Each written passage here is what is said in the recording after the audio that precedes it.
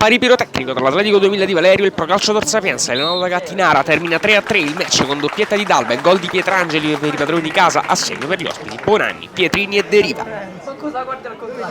Pronti via Atletico 2000 in vantaggio al quinto, palla in verticale per D'Alba che davanti al portiere non sbaglia, 1-0.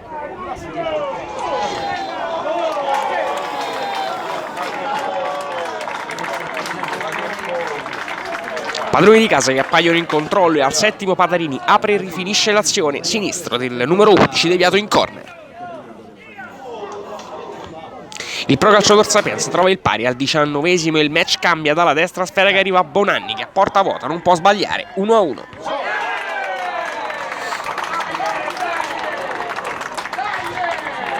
Al 23esimo il match si ribalta, palla in profondità sulla sinistra per Pietrini che in diagonale fa 1-2, Procalcio Tor Sapienza in vantaggio.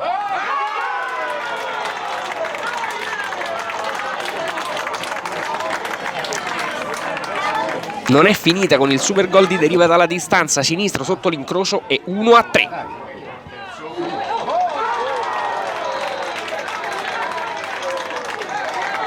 La reazione dell'Atletico 2000 arriva verso la fine della prima frazione di gioco, poco prima dell'intervallo, calcio di rigore in favore dei padroni di casa. Dal dischetto va D'Alba che fa doppietta e 2-3, riaprendo il match. All'inizio di ripresa rischio per l'Atletico 2000 con fallo di Lavorni al limite dell'area di rigore. Punizione che gli ospiti non sfruttano in doppia battuta al 14esimo.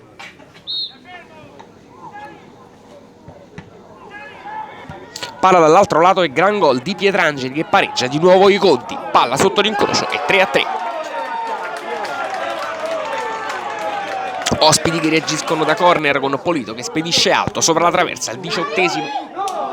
Poi al 21esimo cross di D'Alba e Barbaro ci mette una pezza a colpo sicuro.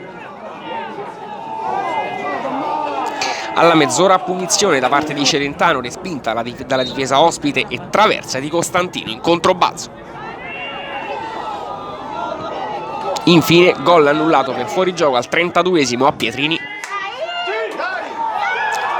e Chiodo che nel recupero manda il sinistro sul fondo. È l'ultima vera emozione di un gran match. Dopo il recupero, triplice fischio da parte del direttore di gara.